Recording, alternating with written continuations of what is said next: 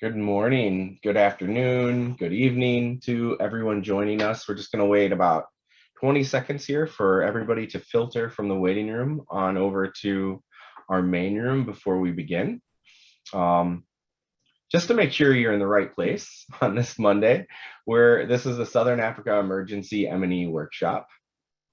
We have quite a group with us today, so I believe at the moment we're starting on time, and we're looking at around just under 50 participants, and we expect to have a few more joining over the next few minutes as we trickle in. I just want to extend my gratitude to each of you for taking the time today and this week to join us. We've had the opportunity to speak with many of you leading up to this workshop and hear about your priorities from undertaking M&E for emergency and humanitarian awards in Madagascar, Mozambique, and Zimbabwe. And we're really excited about the workshop this week and the topics that we have to share and that you'll be hearing from your colleagues. To start, I just want to extend our team. So I'm on the IDEAL team. My name is Lloyd Banwart. I'm the Monitoring, Evaluation, and Research Advisor for IDEAL. And I'm working closely with colleagues on IDEAL, Laura Zilmer, Elizabeth Pierce, and Suzanne Barakis. You'll see them all on screen. They are working miracles to get this all up before you all. And so I'm deeply grateful to them. I'm equally grateful to our colleagues at BHA. Taka, Killian, Justin, I believe most of you know them quite intimately, and they have been integral in this entire process leading up to this workshop as well. As we begin the workshop, I want to invite all of you to please turn on your cameras if your bandwidth allows. It really does allow for a more personal and interperson connection, especially as we go into small breakouts. And it's always nice to see folks' face, at least at the beginning of the meeting for a little bit. If you have to turn it off, we understand. We're going to spend the first 5 minutes today getting to know who's in the room. So we invite all of you to open the Google document that my colleague Elizabeth has just posted into the chat, and just take a few moments filling out the slide that corresponds to your country that you're currently based in, and fill in any information directly in that tab. We'll have a number of occasions throughout the workshop to get to know each other a bit more, but this will be especially helpful for us to connect, know who's in the room, understand what peers are there, because an objective of this workshop is to build the linkages, professional and personal, between M&E practitioners in Southern Africa. So we really want to take the opportunity for you all to do that. Now, on to some really important bits, the technical aspects. I know we're on our third year of the pandemic now, but we still want to make sure everyone's as comfortable as possible in this virtual setup. So first off, we want you to be comfortable sharing in the language of your choice. So we have translations, live translation into English, Portuguese, and French. In order to access that, you're going to go to the bottom right-hand corner of your Zoom, and you're going to see a little icon called Interpretations. Click on that and select the language you prefer to hear in. If you're an English speaker, you still need to select English, even though many of the presentations will be in English. Otherwise, if you don't select anything, you're going to get a mismatch and often may miss content. So please select your language.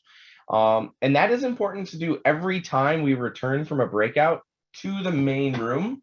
You'll have to reselect the language of your preference. And if you have any trouble or confusion, please feel free to ping any of us on the IDEAL team. We'll have IDEAL next to our name. So just write us a chat directly in chat, and we'll do our best to provide some support to you. A keynote: the live interpretation will not function during breakouts. We are doing our best to group languages together when appropriate. When it's not, we'll try to have a translator in those rooms. But the translation function is primarily a plenary function and not for all of the small breakouts. We also want to take a moment for you to just rename yourself. And so to do that, what you're going to want to do is find your name on the list, and there's going to be 3 little dots next to your name. And you can select participants and select rename. There's 2 different ways to do that.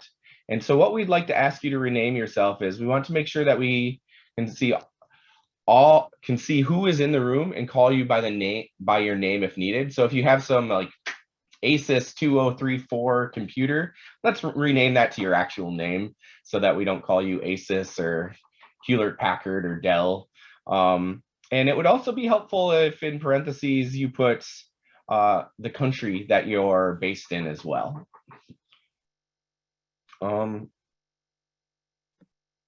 And so in the bottom of your Zoom screen, you're gonna click on participants, find your name, select more, and rename. One more time, I'm just emphasizing, it's really important we all rename ourselves. And so I'm looking at my colleagues here. Taka, perchance, Taka, let's rename yours. Oh yeah, I just see you did it, great. So he's got USA BHA. Going through the workshop, a few tips we've learned at Ideal over the last 3 years of a pandemic is some best practices. We, again, activate your cameras as much as possible. Equally, deactivate your microphone if you're not speaking. Keep yourselves on mute when you're not speaking. This is not a webinar platform. Everybody's not automatically muted. This is a meeting. We want to encourage participation, but we want to encourage it in a respectful manner so that we're not all talking at once. If you have a question during Q&A, please use the raise hand function. If you'd like to speak, in the facilitator of that session will be calling on those with raised hands. Once you're called upon, please activate your microphone and speak. Our overwhelming preference is to hear your voice over a written chat if your bandwidth allows and you're comfortable asking that in a public space. If you're not comfortable or your bandwidth isn't allowing, please put it in the chat box and we absolutely will make sure that the questions get addressed. Along those lines, we do have a commitment to address primary technical questions at the end of the workshop that were not addressed, but we need those documented. And so either writing those in the chat box or a feature that I'll talk about later will ensure that we get to that. So on Wednesday and Friday, speaking of Q&A, we're going to have an open running Q&A. And so we're creating some space on Wednesday and Friday by BHA to go through this open Q&A. It's going to be anonymous. And we're going to choose priority issues, salient ones that multiple people have asked. And our colleagues at BHA are going to take some time to, if they can, answer those questions. And if they can't, kind of tell you the environment they're in that's not allowing them to answer them. So at least you understand some of the pressures coming from various angles or considerations when addressing those questions. So we're calling this the question bank, and that'll be pasted into the chat as well. And it's an easy place for you to put those questions that you're like, it doesn't pertain to this topic per se, but I sure would love to hear the end of it before we get done with this workshop. Now let's just take a few moments to look at our agenda as a whole for the week. Oh, next slide, please, Sam. So I just want to remind everybody, the BHA emergency guidance document is a large document. We are not attempting to be comprehensive in this workshop. So we have 5 days, 3 hours a day. There is no way for us to cover the entirety of this document.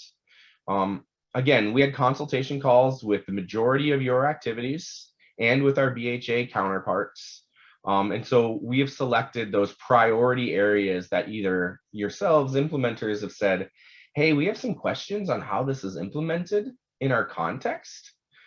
We want to dig into that a little bit more and hear some examples and hear BHA's thoughts. Equally, there's some areas that we just know are priorities or have been evolving rapidly over the course of the last 3 years, largely because of COVID, such as collecting data in non-permissive environments, data quality assessments, for example. So these are all sessions that we've made sure are included in this workshop. There are sessions that are omitted. We're not going to be covering them in their entirety in this workshop. We do hope to be creating content moving forward for future workshops with BHA. So this is me saying at the end of the workshop, you still may have questions, But we really hope over the course of the 5 days, you build the relationships and the connections to know who to reach out to that really have experience in those areas, whether they're your colleagues or BHA or Ideal, to get the support you need. So while we're not covering everything, we hope we're giving you the resources to get answers to anything around this guidance that you may have. So I'm really only going to focus on today to begin with, but over the next 5 days, we're 3 hours a day, same time frame. We'll be starting on time. I commit to ending on time. Today, we're really going to be looking at an introduction to M&E plans, and then we'll roll right on over to specifically what a monitoring plan is. We'll take a 15-minute break, let ourselves breathe, get some coffee, tea. We'll come back, we'll talk in depth about evaluation plans. And then we'll spend a bit of time around selection and verification. And we are trying to intermix both BHA and experiences from your colleagues as well.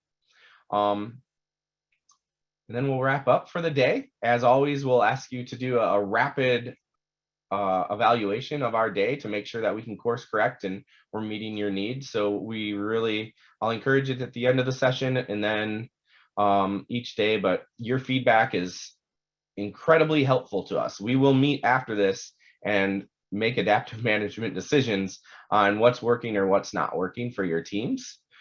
So if you're not providing that input, we can't make it better. So please do that. With that, I'm going to stop talking and I'm going to hand it over to my colleague and friend, Arif Rashid. He is the acting division chief for design, monitoring, and evaluation and applied learning. I feel like every time I introduce you, Arif, they add they make your title longer. So design, monitoring, evaluation, and applied learning for the Office of TPQ under the Bureau of Humanitarian Assistance. Arif has lived and breathed M&E for probably 30 or 40 years now. So I'm excited to hear from him to provide the welcoming remarks. And welcome, everyone. Thanks. Arif, over to you. Thank you, Lloyd. Probably I'm not as old as you portrayed, but yeah, good afternoon, good morning. I welcome you all to the first regional M&E workshop organized jointly by Ideal and BHA M&E team for our implementing partners in Southern Africa. As we all know, rigorous M&E and high quality data never been as important as it is today, as we are operating in the context of COVID and increased emergency worldwide. It is our responsibility to make the most of the scarce resources to provide decision support managers and technical staff so that our responses and programs can make a difference to save lives and alleviate human suffering. I hope you will take full advantage of the workshop, be open and truthful about the challenges you face. M&E is not policing, as we all know. Rather, it is a management tool to support project management, make decisions using data. BHA wants to strengthen our relationships with you so that you see us as a partner, improve the effectiveness of M&E as it is practiced in the humanitarian context in your region. I am, as Lloyd noted, I am an M&E practitioner and understand every emergency context is different. And it requires some adjustments to the M&E system to make it fit for the context. Therefore, your input and insight are critical for BHA to understand how we can support you with tools, methods, technical support, and capacity. So please participate as much as you can and remain engaged throughout the week. We understand that each of you have so many competing priorities for your valuable time.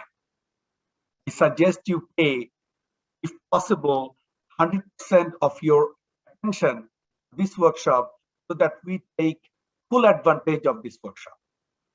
We are only asking 3 hours of your time every day. I understand that for many of you, it is the end of the day. Therefore, it may be a challenge to keep energy going and keep focus.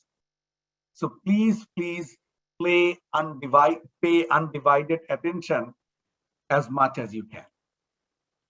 There will be mix of presentations throughout the workshop.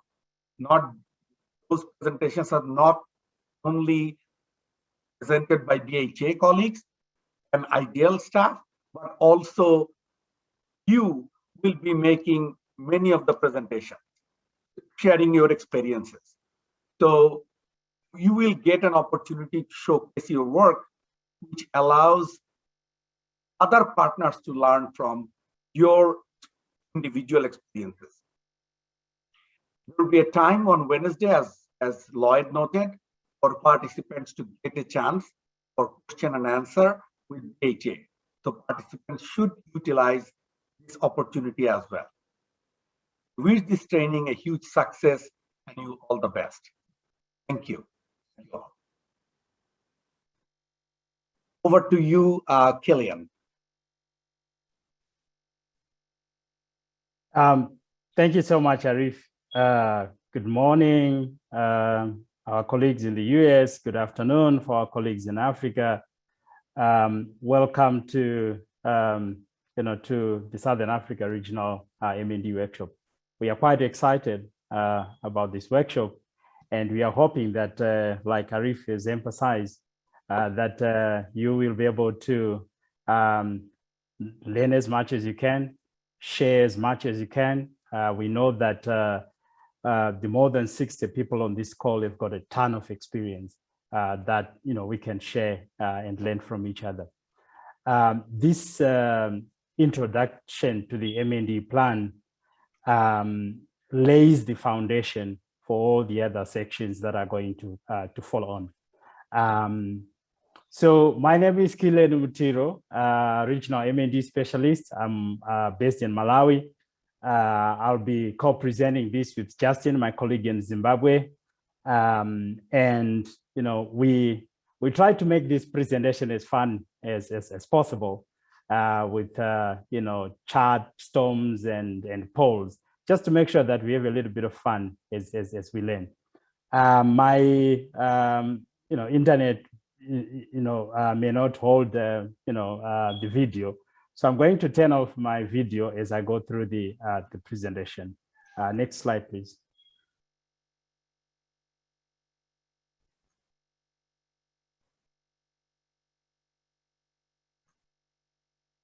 So the M&D plan is a foundation for M&D, for our emergency activities.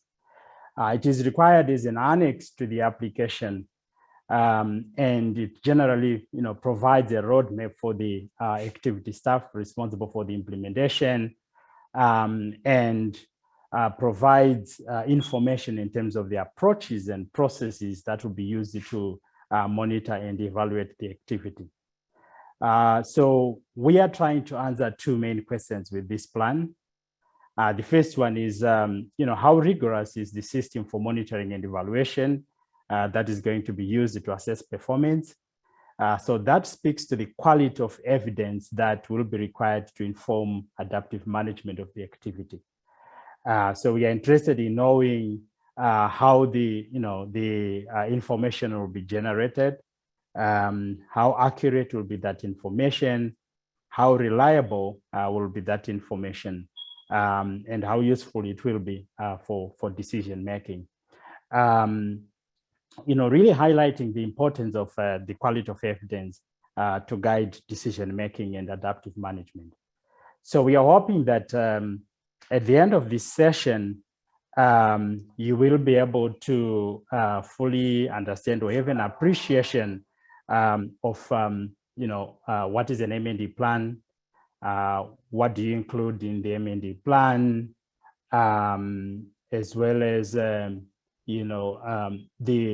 different components of the plan, expectations and requirements from the DHA side on the M&E plan. Next slide, please.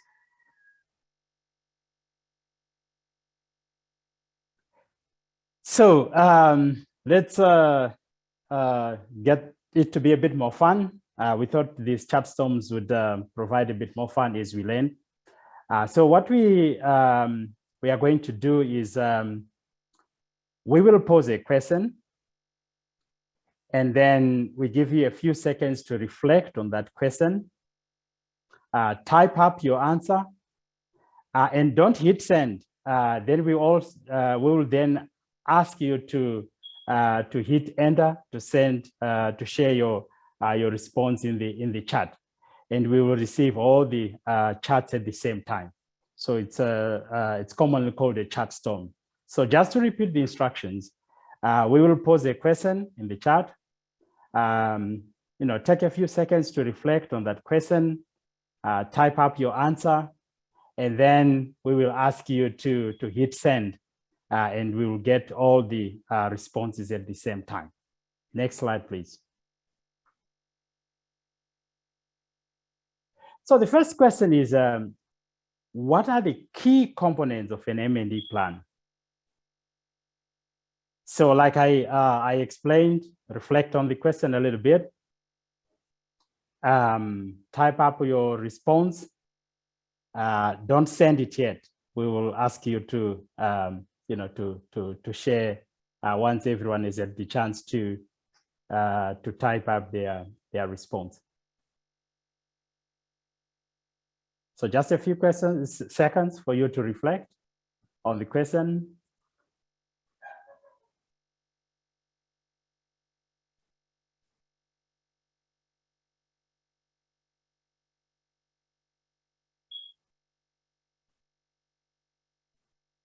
Okay, are we all ready? Okay, so let's hit send and see what you guys have.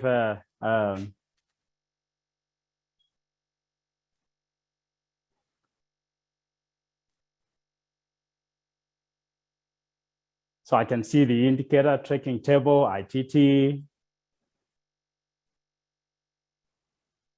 the M&E framework.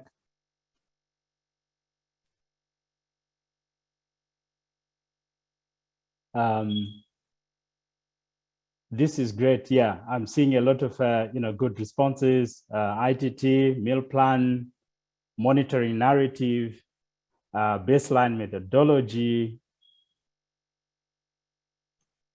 high-level roadmap, data sources. So next slide, please. So the M&E plan is made up of two main components. The first component is the M&E plan narrative.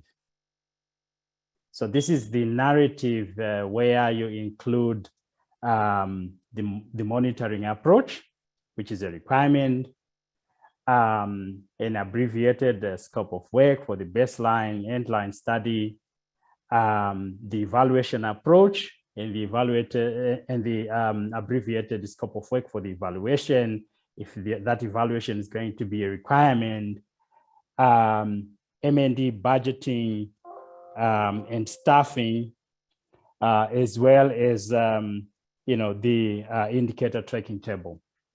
The majority of you managed to get that right. So just to repeat, two components, the M&E plan narrative and the indicator tracking table. So those are the two components that make up the M&E plan. So it's important, while it's still on this, just to highlight a couple of important things on the two components. So these two, depending on the length of the award,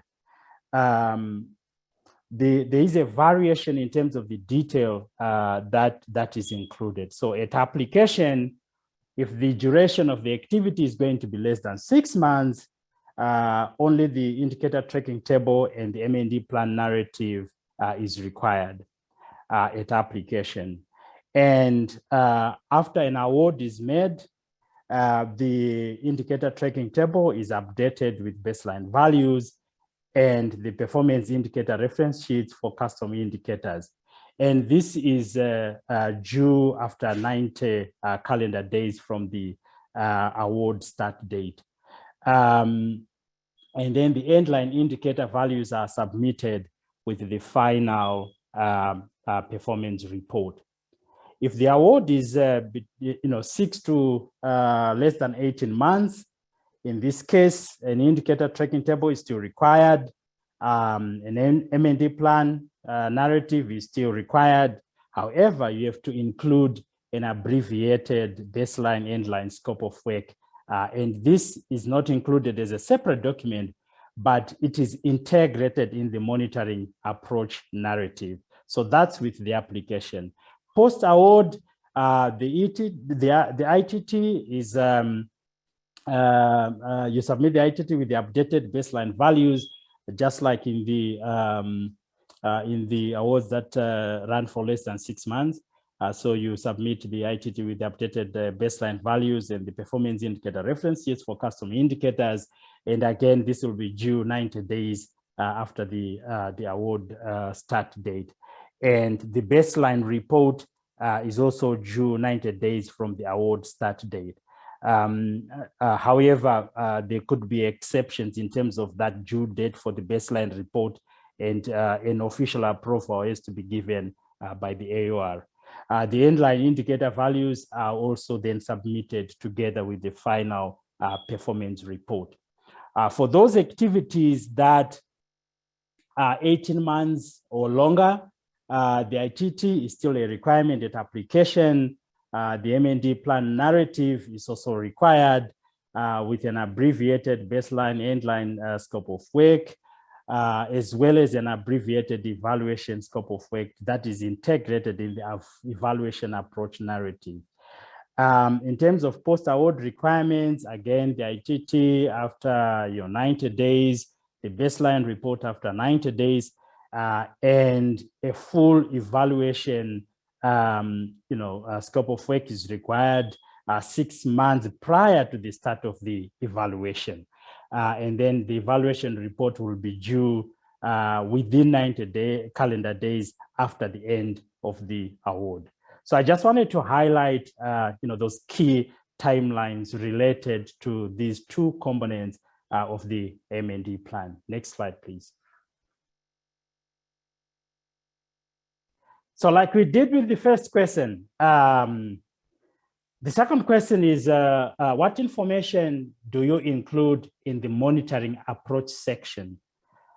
So take a few seconds to reflect on this question, type your response, and then we will ask everyone to hit send and see the responses that we get. So just to repeat, what information do you include in the monitoring approach section? Take a few seconds to reflect on that question. Type your response. Don't submit it yet. We'll ask you to hit send, and then we'll get all the responses to that question.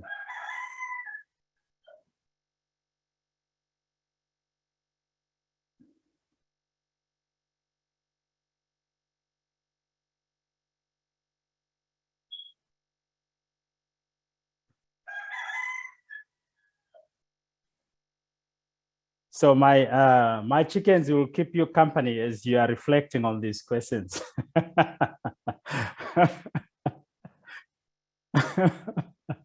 Okay, I'm sure we have managed to type the response. Yeah, it's good, Hilary, that you love that soundtrack. So let's hit send and see the responses that we have to that question. Methods of monitoring data. Yes. Data collection methods, right? Okay, yeah, we seem to have most of the answers right. Next slide, please.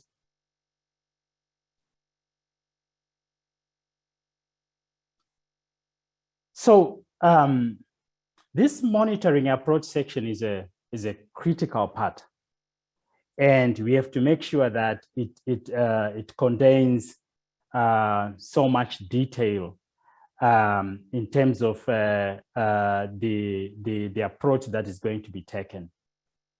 The first thing is you need to really be specific about the data collection methods. If you have gone through the the guidance document, you will see a number of data collection methods that we provide a bit of detail on. So there is the beneficiary-based survey, where the focus is primarily on your sampling frame, your beneficiaries. We have a population-based survey. This is only if your activity will have population-wide wide effects, or if the intention is to impact on the population. But BHA discourages these surveys where we are trying to draw a representative sample. Then you also have routine monitoring, which we really encourage. So this is where you use direct observation, sign-in sheets or trackers from your trainers. Document review is also important. And then for training, you can also have those pre and post knowledge tests, as a data collection method. You can also have a census, but as BHA, we really discourage the use of census to collect information from large cohorts of beneficiaries. There's also secondary data analysis, qualitative methods for collecting information. Context monitoring is another key component of the approach that has to be included. We know that context is key. Approaches that we use tend to differ depending on the context. I think Arif highlighted the ever-evolving context in emergency programs. COVID is a good example of the changing context and how we can adapt our methods to suit the context. You also have to look at the limitations and mitigation measures. We know with COVID, it then became difficult to have in-person interviews, and a lot of our partners were actually adapting the data collection processes to make sure that they reduce in-person monitoring. Some are using phone interviews, using community-based key informants that they can interview on the phone to get more information. And so there are limitations that can come, and then we have to develop mitigation measures. And I'm sure Justin and Taka will cover that in a bit more detail. One of the things that we are really encouraging is utilization of the data. I think for a long time we have had M&D units just collecting a lot of this information that is hardly used, and it is just collected, not used until the activity comes to an end. And data collection is a huge investment, and we really need to make sure that we are only collecting the data that we are going to use to inform the adaptive management of the activity. That way we'll get a much better return from all the investment that we are making in data collection processes. Accountability to affected populations is a key section that has to be included in the narrative, as well as data management and safeguarding, staffing, and the budget. For a long time, M&D operations have been poorly funded, and now we have come up with a recommendation that the M&D budget should, at a minimum, be about 3% of the total budget. But if the activity is large and the budget is large, that percentage can be reduced, in consultation with with us, but the whole point is that the M&E functions have to be well funded. And that's the only way we can be able to generate the quality of the evidence that we are looking for.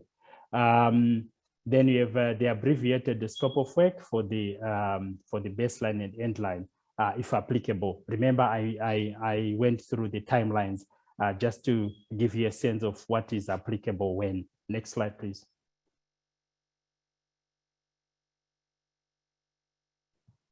So the next question is about the information you include in the evaluation approach. So like we have done with all the other questions, take time to reflect on it. A few seconds to reflect on that. Type your answer, don't send it, we'll send it all at the same time. So just to repeat the question, what information do we include in the evaluation approach section?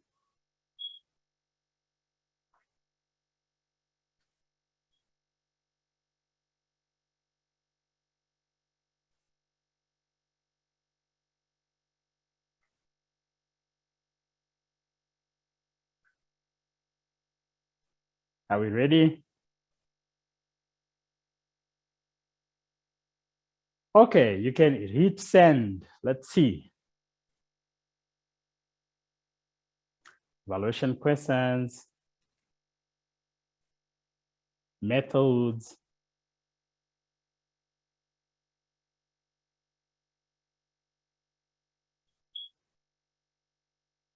participatory designs. I see quite a mixed response there.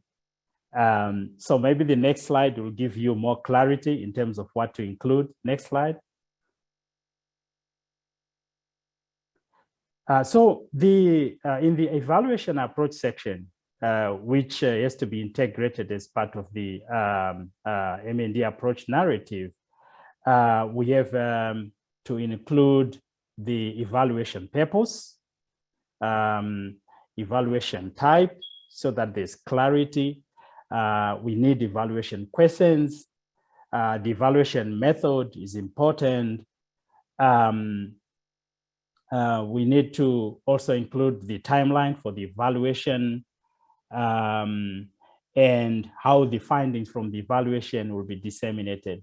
Remember, we are highlighting utilization of the information that we are collecting.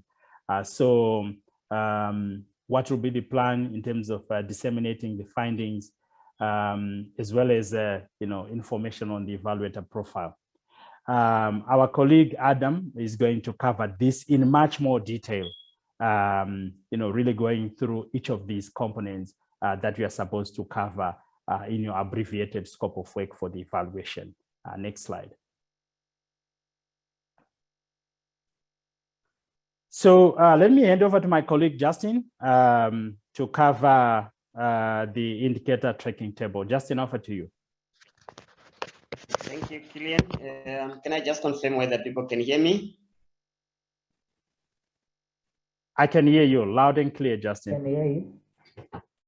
Oh, thank you. So I have got connectivity issues. I don't know whether you guys can even see my video. So I'm trying to run with these two machines. Hopefully that it will work.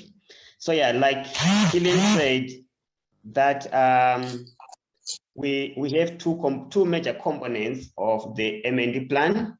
One is the M&E narrative, which Killian have covered. The second component is the ITT, which represents the indicator tracking table.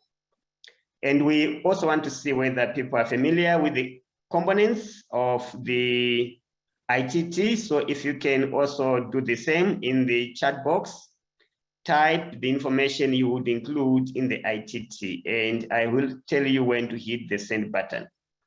So the information or the components of the ITT.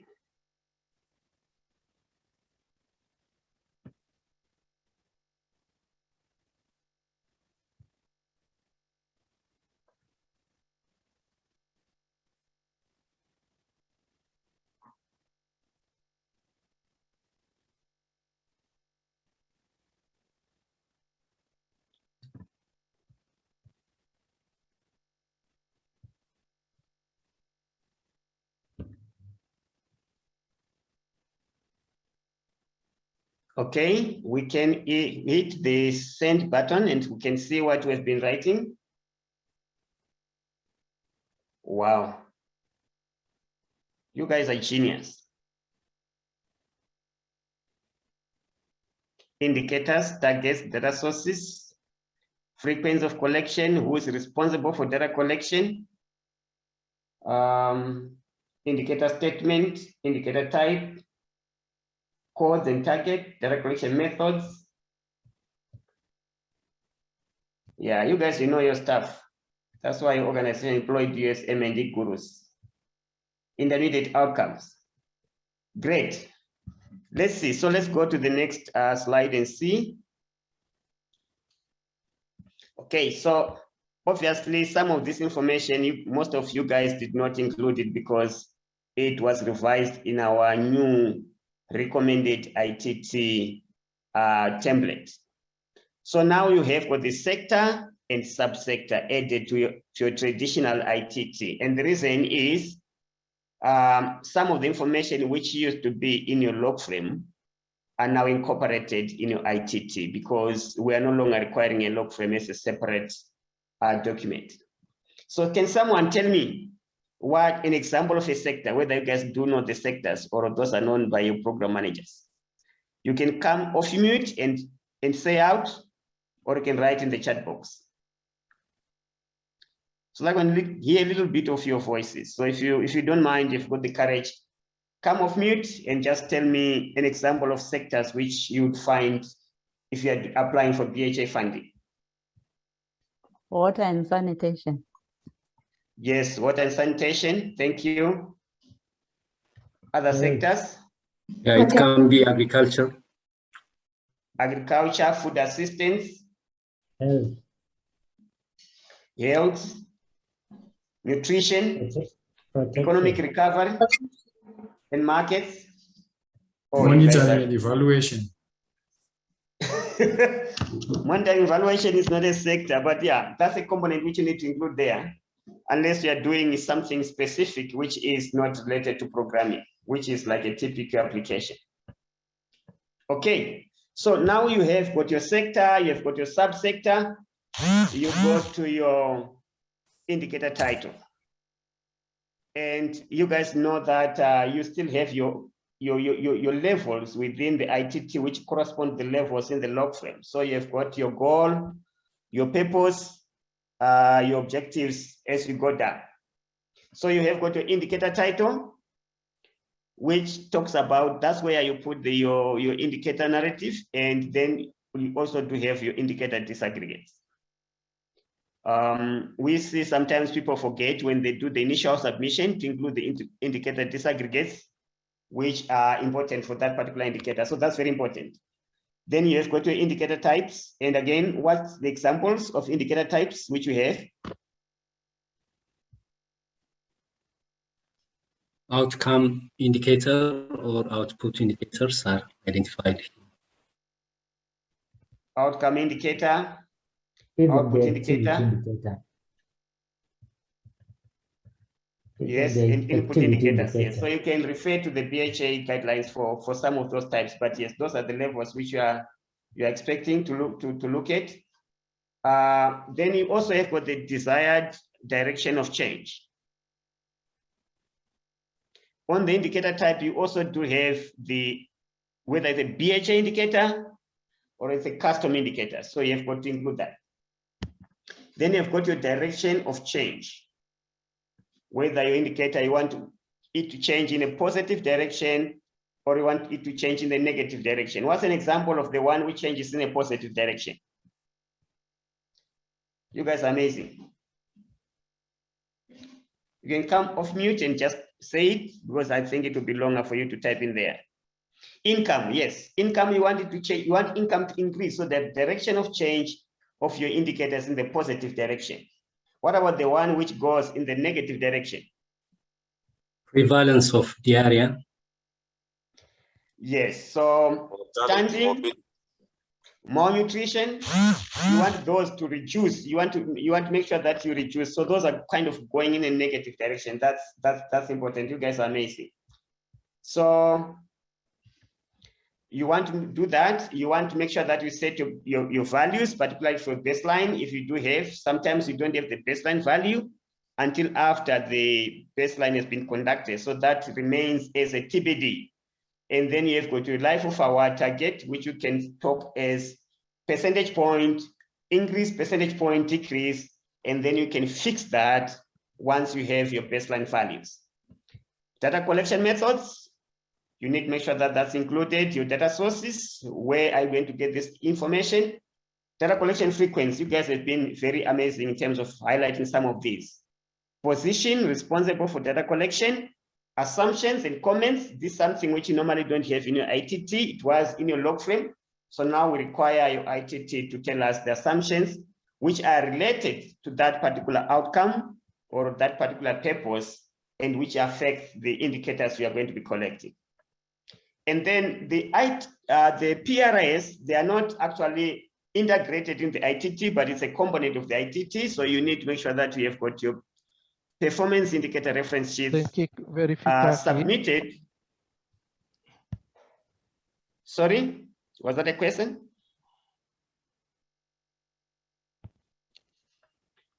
Okay, so I was saying that you need to make sure that those are submitted as separate document for custom indicators. But for BHA indicators, you already have your PRIS already submitted. Okay, so now we want to do some polls and just see how people are familiar with some of the BHA guidelines. Can you go to the next slide? So I'm going to run few polls, and what you do is we would answer question by question. Some of the issues we have already talked about them, so it's also a key check to see whether how much people are paying attention. Can you go to the first poll?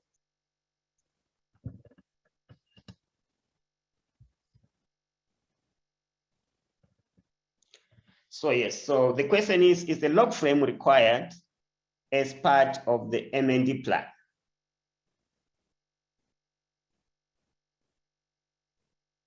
Just talked about that. Okay, we can close the poll and see the results.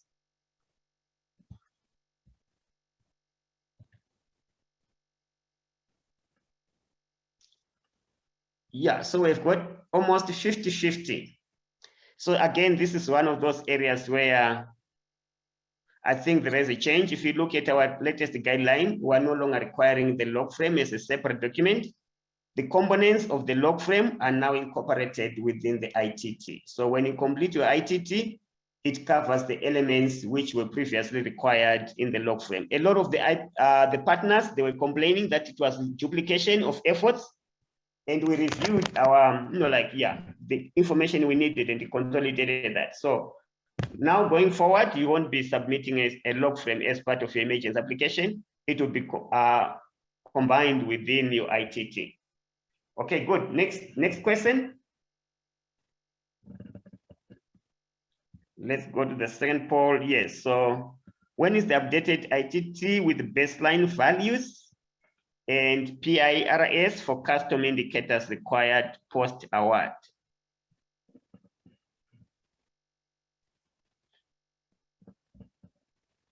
Killian covered this, so let's see. Let's see the results.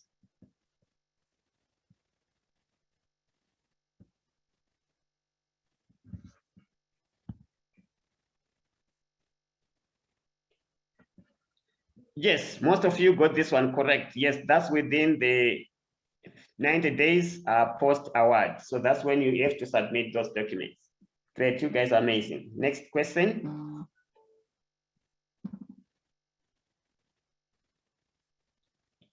When is the abridged baseline and endline scope of work required? Killian covered this, so want to see who was listening.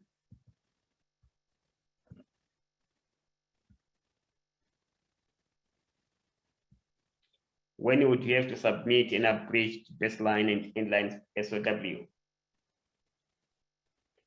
Okay, let's close the poll and see.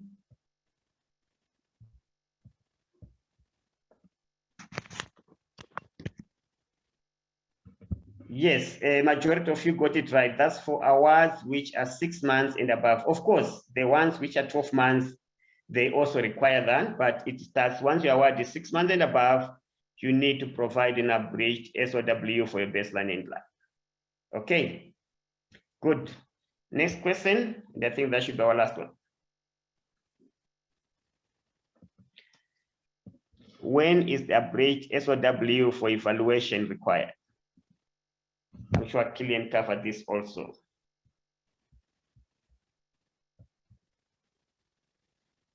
When would we have to submit an abridged SOW for evaluation?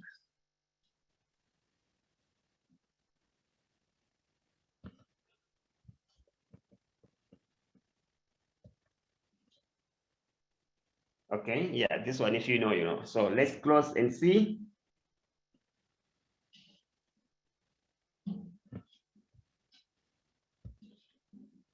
Okay, so a lot of people, they got the 12 months. Actually, in our new guidance, yeah, even the previous one is for 18 months and longer. So those are the ones which require you to do an SOW. In the draft guidance which we're using, it was saying that if you have had a prior BHA award not evaluated in a specific country, then you were supposed to provide an SOW for evaluation because that program was supposed to be evaluated. But now we've got a standing one. That clause has been removed because it was confusing a lot of partners.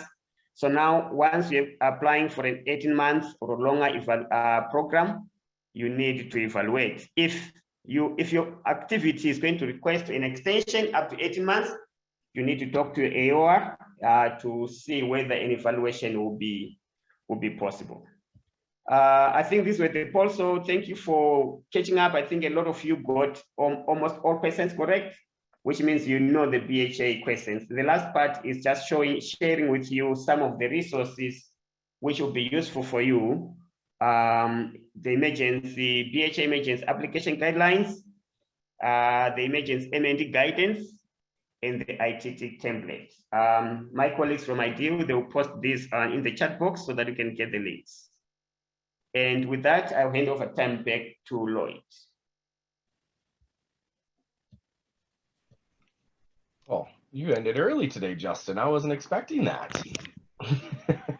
Yeah, I'm no, that's great. I appreciate it. And yeah, just I'll reiterate at the end of the day, but we'll at the end of each of this week's sessions, we'll be sharing today's PowerPoint and resources. But then at the end of the entire workshop, we'll be making these available in its entirety to participants as well as to the broader community. So if you don't have these resources right in front of you right now, don't worry. You'll get them in a very organized fashion from us over the course of the week. So now I'm actually going to hand it over back to Justin and Taka, who are going to talk about the monitoring plan specifically. And so Justin, would that be you or would that be Taka starting us off here? It'll be me starting off. Great. Welcome, Taka. Over to you. Thank you, Lloyd. Thank you, Justin and Killian, for the opening session. These two are always a hard act to follow. My name is Takawira Kapikinyu, and I'm with the BHA M&E team, and I'll be tag teaming with Justin for this session. So we have had a chance to go through the components, the two components of the M&E plan, as well as the different elements that are within the M&E plan. And we went through the polls to just familiarize ourselves with what's required for each of the elements or each of the components. Right now, we're going to look at what is required at this stage from when the award is given and the finalization and implementation of the M&E plan. And we want to hear from you on what elements of the M&E plan from the two components that we talked about. What are some of the challenges that you faced? And what are some of the innovative ways you have probably come up with to deal with the challenges that you've faced. So just a reminder that this session is not about BHA trying to give advice to you, but you are just going to be discussing amongst yourselves or also with BHA staff that will be in your groups. And you must be able to talk openly about some of the challenges that you've faced and some of the solutions that you have come up with, the innovative ways that you have come up with to try to deal with those challenges. So we know there could also be challenges that you're facing and you have had no solutions in place to look at those challenges. It's still okay to list those challenges. This gives BHA staff an understanding of some of the challenges you're facing and how they can also help you. And you have also heard from Justin and Killian the expectations from BHA, and throughout the week you're going to hear a lot from BHA presenters as well as IDEAL presenters on the expectations that they have for your M&E plans to be complete, as well as the use of data and for effective programming. So now, drawing from your current work on your BHA-funded activities and in your own context, and looking at the components and the elements within the M&E plan that Justin and Killian have talked about, we now want to go into groups. You're going to find a list of which group you belong to that Elizabeth is going to share. And when you're going to these groups, we want participants to talk about the challenges you're faced in finalizing and implementing the M&E plan. You also have BHA staff in your groups. They are participants and they'll also want to learn and hear from you on your experiences. So please, it is a safe environment and nothing you say will be used against you. So Elizabeth, have you come up with so the breakout groups. So you look for your name in each and every breakout groups. There are about 6 breakout groups. For those that are French and Portuguese speaking, there are groups for you. So you look for your name, you go into that group, and for each group, you choose a moderator for that group, as well as a note taker who will be taking notes. And after about 20 minutes of group discussion, we're going to come back and go into a walkthrough where each and every one of us will go through what other groups have written about, and then we'll go into plenary session with Justin. So on the next slide, you'll find your group number. You scroll down onto the slides for that group. And there are a couple of questions that you're supposed to look at. You identify a note taker and one person who will be able to share the highlights from your session in plenary. And we do encourage you to please have an open discussion and do not worry about the BHA staff participants that are in your group. We want to hear from you as much as possible, paste or write down as much as possible from what you have discussed so that you will be able to capture everything. I don't know, is there anybody with a question before we go into our groups? Or Elizabeth, you can clarify if there's anything that I've left behind. Thank you, Taka. No, you did a great job. I would just add that because we have so many people, you might not see your name. I don't think we managed to get every name on the slide that follows. So we'll be moving people into groups as best we can.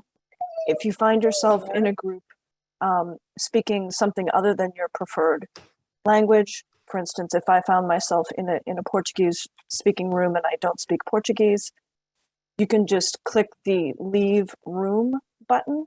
That will bring you back to the main room and will put you in a more appropriate group.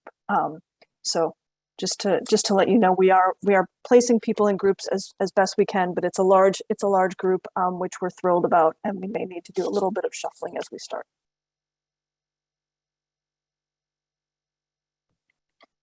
Any other questions from participants before we go into groups?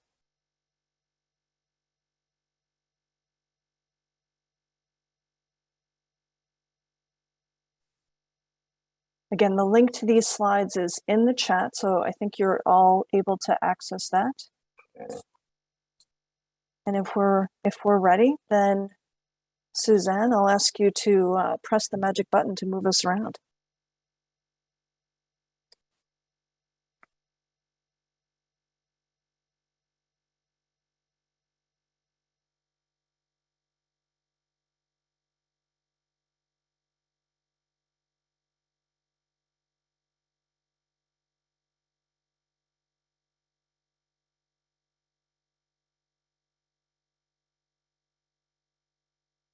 All had a fruitful conversation. Since this is our first time returning from breakout, I just wanted to interrupt and ask everyone to please remember to select your language under the interpretations on the bottom right-hand corner. And with that, I'll hand it back over to Taka and Justin. Thank you, Lloyd. I can see people are still coming in. Our number was 75, so I think we can proceed. So yeah, thank you so much for the discussions we've been having in the groups. It was quite interesting, and was enjoying the discussion, at least in the group in which I was. So I'll give you a few minutes for you to read through what other groups had and what they put down. I know there might be some language barriers. I myself was using my closest friend Google to understand those which were being, like things written in French and Portuguese to kind of understand what those guys were saying. So yeah, so let us just kind of take a few minutes to go through that. And then I will ask a few groups to report out on one of what they think was kind of one of the key main takeaway from the group discussion they had.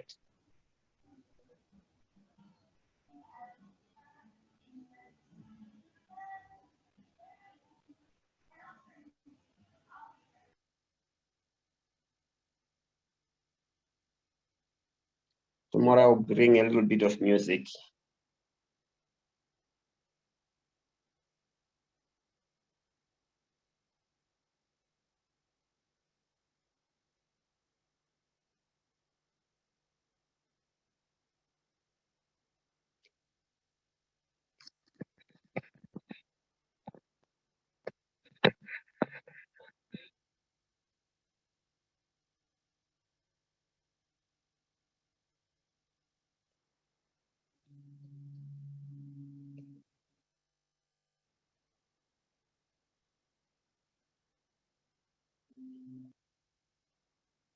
Okay, so I will start with the English-speaking groups, and I will pick group 3.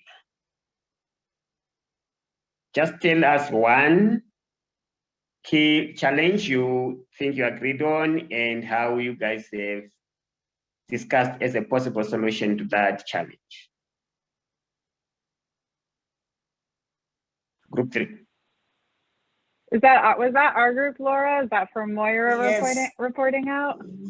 Okay. Yeah, I think technology is kind of vexing me here. So I'm trying to see where the transcripts are. Yes. Okay, just give me a minute. Okay, so for group 3, one challenge that we had was difficult to articulate activities for context monitoring, especially at the start of the program, and how we'll be using the data we'll be collecting, especially given the duration of activities. And the solution that we recommended was that COVID has provided innovative ways to deal with data collection challenges. Thank you. Thanks, Moira. So I think that that's a very important. Getting information on context monitoring is always a challenge. Okay.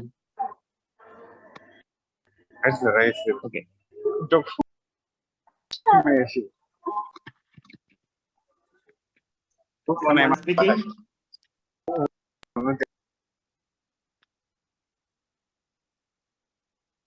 Okay, so yeah, I was saying that I think that's important to note about context monitoring, particularly about how we are going to use that information. I think it's something which is important for us to think through. I think though that making sure that MND people are involved in the design is going to help you in terms of context, in terms of analyzing which information is going to be important in terms of context monitoring. In most cases, I know, because I stayed in that side of the world many years, the program designers, they don't involve MND people, so they don't know what type of information needs to be collected. But thank you so much. So because of our time, I'll move to group 4. Just one key challenge you identified and how you have proposed that we can deal with that challenge.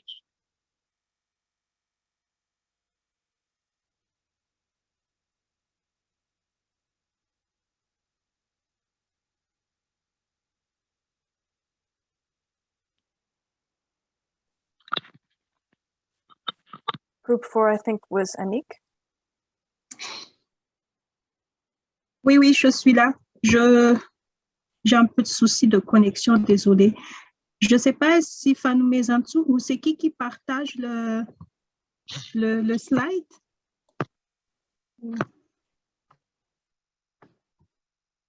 C'est déjà partagé. Suzanne, can I ask you to screen share slide 4, sorry, slide 10 for group 4. Merci. Merci beaucoup. Donc, dans le groupe 4, on a parlé surtout du défi par rapport au temps. Donc, on a très peu de temps pour la conception pour la mise en place du plan MNI et avec beaucoup de choses à faire.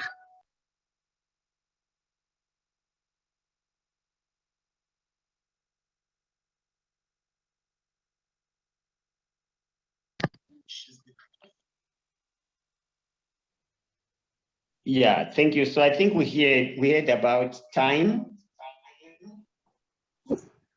Désolée. Oui, désolée, je suis revenue. Désolée. Donc, oui, c'était surtout par rapport au temps. Donc, c'est relatif au recrutement des gens. Ça prend beaucoup de temps pour faire le recrutement. Vous m'entendez? Oui. Lincoln, if you could mute.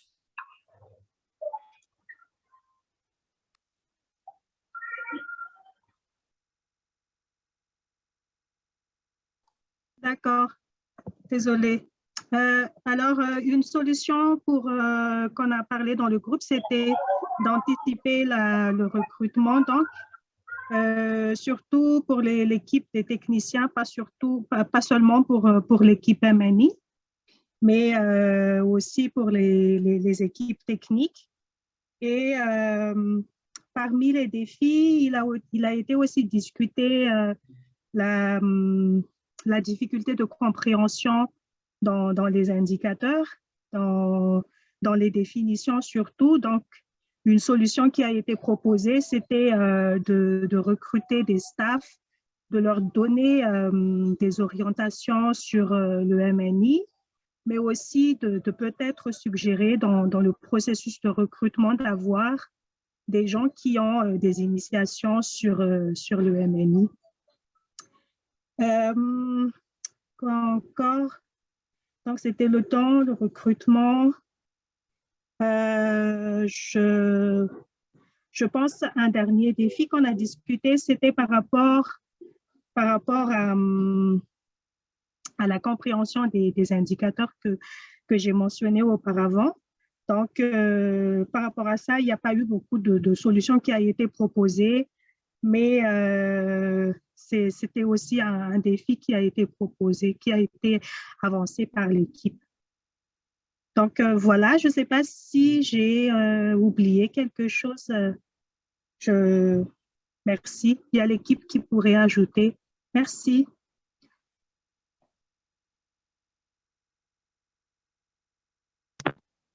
Thank you so much. That was a detailed discussion and a lot of issues we discussed. I think I also saw that on other groups, things to do with timing, competing activities, not having enough budget, understanding of the BHA indicators, and capacity building of staff. So yeah, those were kind of key issues coming up. Let me pick group 6. And just don't mind about everything, just give me one key challenge and how you discuss to solve it. Portuguese or English? I mean, we work, trabajamos en portugués, but I can present in English. So. I think the translation is good, so whichever option you decide to use. Sí, então acho que, en cuanto que vimos moitos desafíos no noso grupo, acho que na área onde vimos máis era na área da recolla de dados, non é? Ás veces a formación das persoas que están a traballar na recolla de dados é fraca, ás veces podemos encontrar tamén problemas nos medios de recolla, de cando se faz un plano con unha idea duns medios tecnológicos e a realidade está a dar opcións diferentes, vamos dizer. Tamén na recolla, no sentido problemas geográficos que se callar na conceizado plano non ficaron tan claros, no? Problemas de accesibilidade para chegar aos puntos de recolla de dados, no? De solucións tamén como problemas no deseño do plano van afeitar a todas as áreas, entón acho que unha abordaxe interdisciplinar, non é? Con apoio do resto das áreas de un proxecto para este momento, tendo en conta que un dos problemas é tamén, a veces, pouco staff nesta vertente, non é? E tamén para aprender destes desafíos, non? E facer exercicios en parcería, non é? De troca de experiencias para, depois, no momento de facer un plano, já ter experiencias de coisas que non funcionaran, porque usar experiencias de outras organizacións ou dentro da mesma organización, mas con contextos similares para poder facer un plano con alternativas a problemas reais.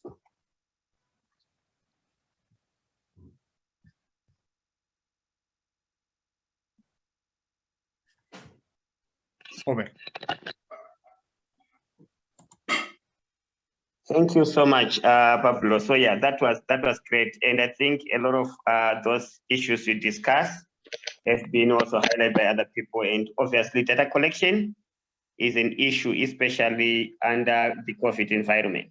So yeah, I think we've got a few more minutes, so I'll go down to group 5. Yep, thanks. I'll present for group 5. So one point that we can pick is, again, relating to timing challenges. So in many cases, some monitoring activities will depend on programmatic activities. So for example, the meal team can't conduct PDMs until the distributions are actually done. And in the context of emergencies, this can often happen towards the end of the project, which gives very little to no time for the meal team to do their follow-up monitoring activities. One solution that we discussed about this would be just strengthening lines of communication between the program team and the meal team, but then also sharing and collaborating on work plans. So expectations are clear from the start, and there's just more transparency between, I shouldn't say two teams, it should be one team, and better planning can occur. Over, thank you. Yeah, thank you so much. I think, yeah, that's true. PDM sometimes can be a challenge. I remember when I used to work for NGOs, sometimes people, they go for break for 3 days and they expect you to do your PDM within those 3 days. When they come back, they're gonna go back again and start distributions. I think making sure that we align these two activities as important activities is always going to be important. Thank you so much for that. Group 2.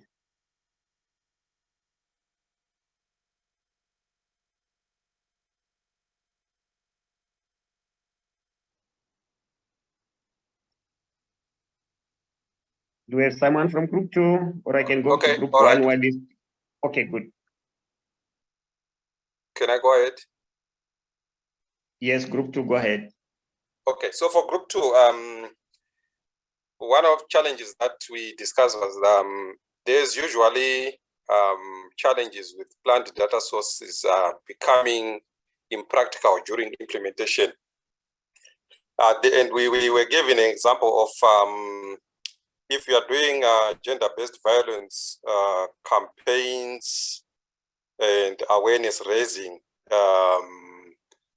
in the community, and for you to be putting a data source in the monitoring plan, maybe you would have said that we are going to use registers as part of data source to measure that we have done the activity. But when you then go to the implementation, you realize that people are just coming onto the campaign, and it's so difficult then to ask those people to fill in the registers. So it becomes impractical for you to say your data source is a register. So in that scenario, we have had partners we have ended up then using, depending on what they've used for the awareness. If you have used a community or what level awareness, you would then use the sensors for the area to just then indicate how much you have reached out to in terms of your coverage. If you have used the radio or print, you would then use the report. It is called the radio reach report that tells you how many people you likely reached out to when you broadcasted your messages. So that's how the partners have managed to then go around that issue of impracticality of the data sources that we would have included in the monitoring plan. Thank you. Thank you, Josephat. I think that was great. So I will spare group 1, obviously, because that's the group I was in. But yeah, I think a lot of things which we have highlighted here have been common in other groups. And I want to assure you that these challenges as BHA, we also know about these challenges. We discussion and kind of making sure that we talk together. You talk with your AOR, with your M&D advisor supporting your country about some of this will do help in terms of finding a common solution to some of these problems. I also know that sometimes the male team doesn't get enough voice. Talking about these challenges with BHA and your management will help you solve some of the attention which you need, particularly to get resources you need, to get enough staffing you need. Those are things which sometimes are difficult for you to push on your own, but you can work together with your management. You can work out with the BHA to make sure that we can maximize the resource available to make sure that we're able to measure and account for the resources which we have been entrusted with. I would want to hand over the time to Lloyd at this time. Thanks, Justin. And thanks everybody for working through that first breakout with us. We hope to have more of those this week. Now we're going to take a 15-minute break, get some coffee, re-energize yourself, step away from your computer. We'll come back and we're going to hear from our colleague Adam Tobridge on registration, or I'm sorry, on the evaluation plan, a brief presentation. Then Killian and Justin are going to jump back into a session with a breakout on registration and verification, and we'll be wrapping up the day. So for now, we'll see you all back here in 15 minutes on the hour mark, please. We'll have some light music going in the background here. I'll just share up Well, your cue to really dig back in is when that music stops. So see you all here in 15.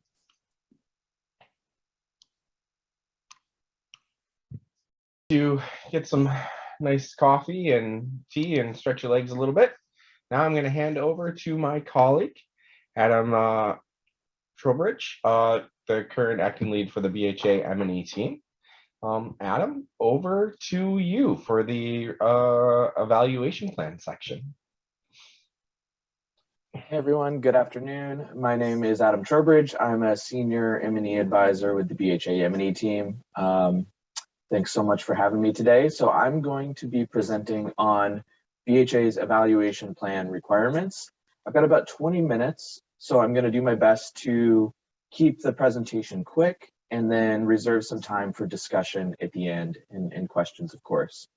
So the objectives of this session, if you could move on to the next slide, please, are to review the requirements for when to evaluate. So to help you think about when evaluations are required or when you should conduct an evaluation. And then secondly, to review the content for the evaluation approach section of the M&E plan. And we do have a few discussion questions at the end that I'm going to preview for you now that I'd like you to be thinking about. The first is, how have you made the decision about whether or not to conduct an evaluation? So if you could be thinking about some examples of when you made this decision, either on a BHA activity or on another activity, be interested to hear the considerations that went into that decision for you. And then the second discussion question is, how did you determine the scope of the evaluation? Obviously, evaluations can have a range of different scopes. You can look at the entire activity, you can look at a specific component, you can look at the outcomes that the activity achieved, or just look at the process of implementation, or focus on beneficiary perceptions and feedback. So I'd be interested to hear what considerations you took when you made decisions about the scope of evaluations you conducted recently. So I just want you to be thinking about those throughout the presentation, and we'll come back to them at the end. Okay, jumping in on the when to evaluate. So BHA has a few different requirements for when evaluations are required under emergency awards. The first is for activities that are 18 months or longer. So if the original period of performance for the activity is 18 months or longer, BHA requires that you include an evaluation in your M&E plan. This is really just to ensure that we're conducting evaluations for some of the longer activities where it's feasible to conduct a more rigorous evaluation, and to ensure that we're capturing some of the larger activities with evaluations.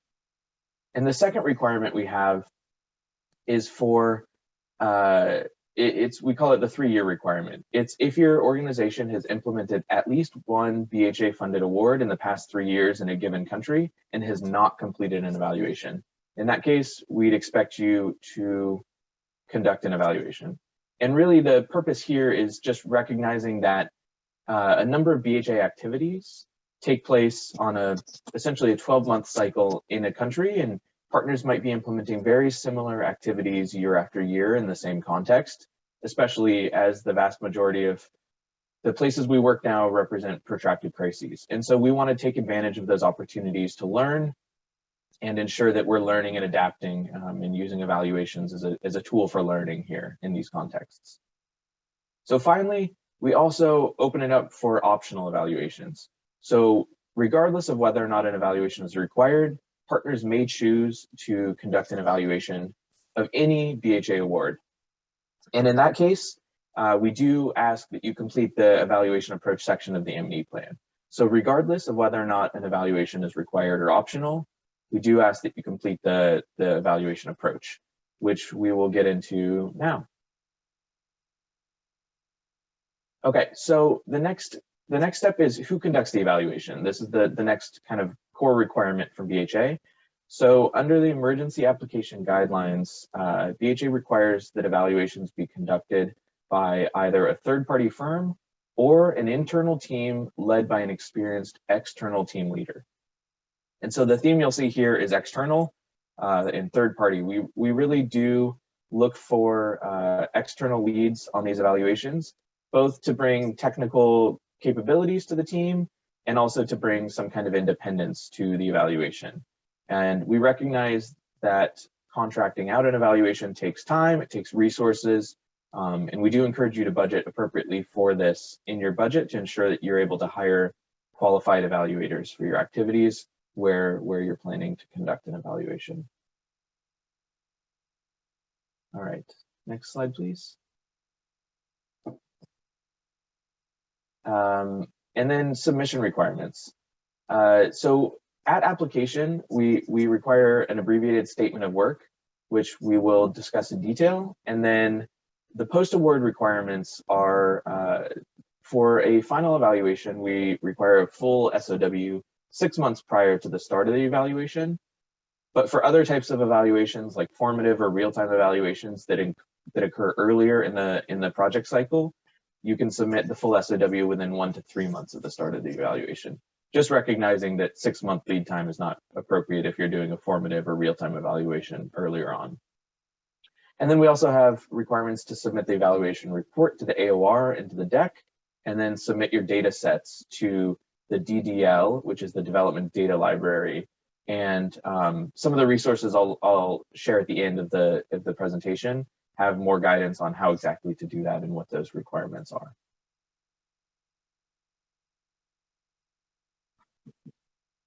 Okay, so as I mentioned, the evaluation approach is required as part of your M&E plan for any activity that is planning to conduct an evaluation, whether it's required or optional. And there's 7 components to this listed here. And I'm going to walk briefly through each of those, and then we can have some time for questions and discussion. And I'll catch the questions in the chat at that time. Okay, so the first section is evaluation purpose. And this is really where you state the overall objective of the evaluation. What do you plan to learn? Is the objective learning or accountability or some combination of the both of the two? And just a reminder here is that you do not need to evaluate the entire activity. In some cases, partners choose to do that. In other cases, you might want to focus on a key component that you see as risky or new or innovative, or where you saw particular challenges or something that you plan to scale up in the future and want to learn more about today. So we really encourage you to think hard about what the purpose of the evaluation is. Obviously, in some cases you might say, well, the purpose is that BHA required it. but we really encourage you not to think that way, and to think about what you as your organization and your other stakeholders and partners can learn, and to shape the evaluation from that perspective. Okay, the second section is the evaluation type. Generally, USAID evaluations fall into 2 main categories: performance evaluations and impact evaluations. And I'm sure most of you are pretty familiar with those differences, but just broadly speaking, performance evaluations look at things like the overall implementation quality of the activity. They look at things like beneficiary feedback and process type evaluation questions, whereas impact evaluations take into account a counterfactual and look at questions like that have more of a cause and effect. So looking at which outcomes are attributable to your specific interventions. We encourage you to really think about what evaluation type is appropriate to answer your evaluation questions, and ensure that the evaluation type, questions, and methods are all aligned. And I think this is one of the bigger issues we often see in SOWs, is that evaluation questions do not necessarily align with the evaluation type. So we might see evaluation questions of what was the impact of this intervention, but then the evaluation type is maybe a pre-post performance evaluation that doesn't necessarily allow you to attribute those changes to your intervention. So that's one area where we do see some challenges sometimes, and so we encourage you to really think about what type is appropriate and think through the different implications of those. And we'll share some guidance and resources at the end of the presentation that you can use to inform those conversations. Okay, section 3 is evaluation questions. This is probably the most important section of the abbreviated SOW. BHA recommends that you choose between 1 and 5 evaluation questions. And that you really focus on having concise questions that are really well defined. I think often it's easy to say, you know, was the program effective or was it sustainable? But those words can mean different things to different people. And so the more precise you can be in your language, the better. It will help us understand what you're trying to achieve. It will help your evaluator understand what you're trying to achieve, and will really make for a better evaluation. I think one of the other common challenges we see with these SOWs is that partners often select far too many evaluation questions. And we get it. There's a lot of things we're curious about, a lot of things we would like to know. But the more evaluation questions you add, the harder it's going to be for any evaluator to answer them. So we really do encourage you to stick to between 1 and 5 evaluation questions. All right, next section is evaluation methods. So here you describe the methods that you'll use to answer those evaluation questions. And as I mentioned, those methods need to be appropriate to answer the questions and consistent with the evaluation type that you selected. BHA is supportive of a lot of different kinds of evaluations, a lot of different evaluation types. You can conduct qualitative evaluations, quantitative or mixed methods. We just ask that the methods you use are consistent with the evaluation type. So here's where you would describe, say you're conducting a mixed methods evaluation. Are you going to conduct a baseline and an inline and incorporate that into the evaluation? Are you going to conduct just a qualitative inline? So this is where you discuss the specific methods that you're planning to use.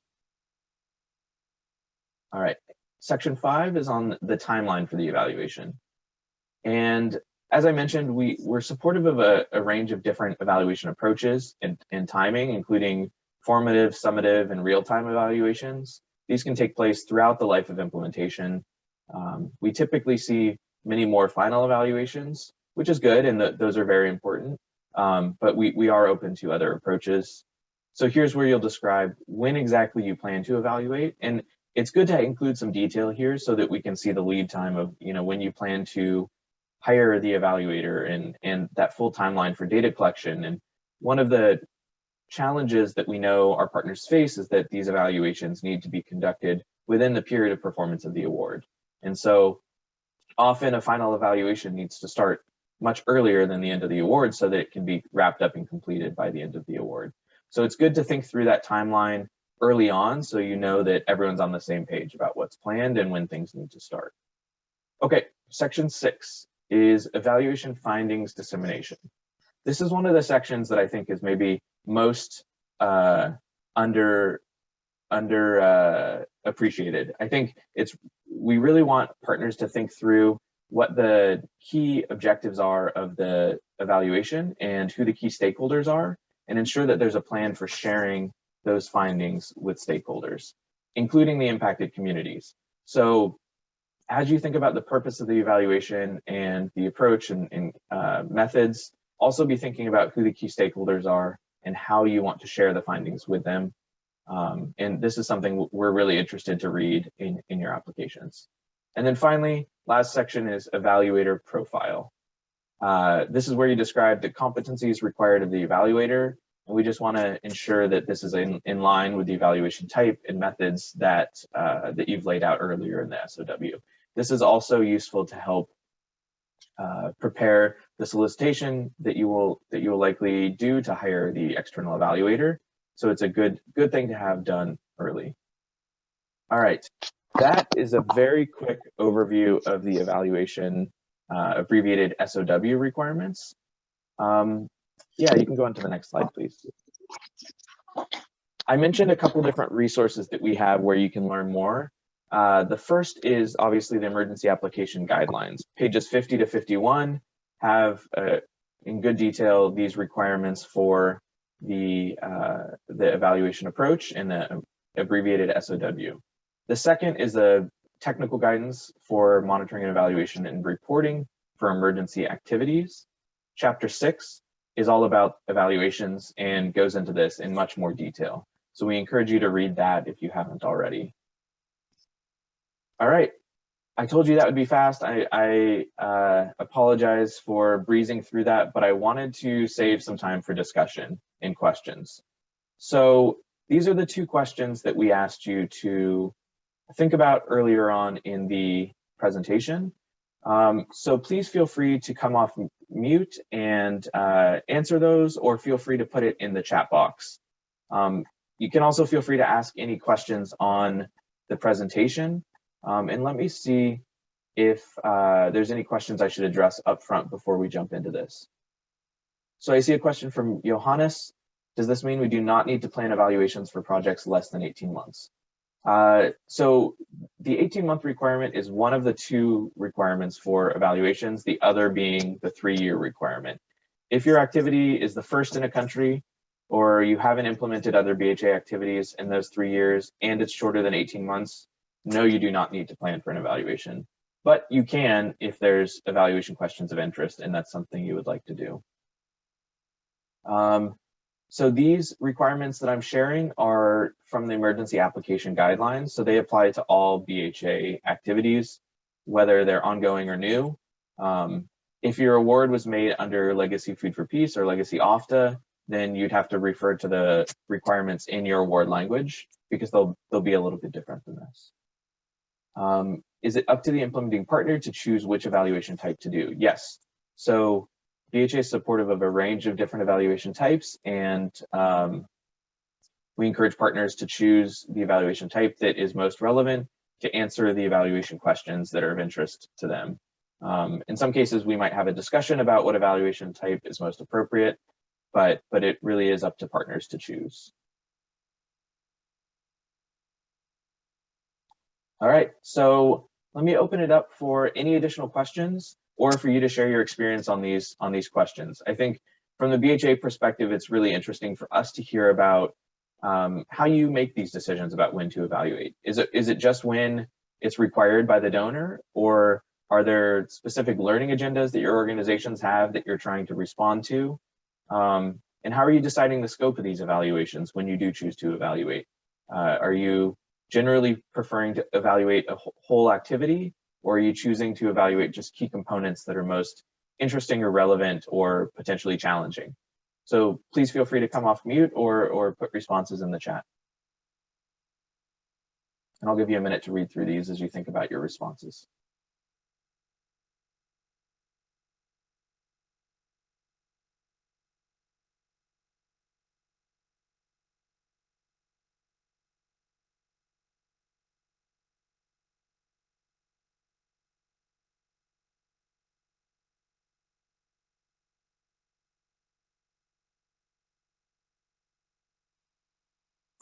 Okay, thank you. This is Johannes, and just to respond for the first question, is the first thing is that we are feeling that we are accountable. So for accountability purpose, we need to do the evaluation, and that's one point. And the next one is yes, as an organization, we need to have a learning agenda, and based on that learning agenda, are interested to do the evaluation. So these are the main points. The other point is the requirement of the donor. And if that is a requirement, we are going to decide to conduct the evaluation. So these are the main points to decide. Thank you.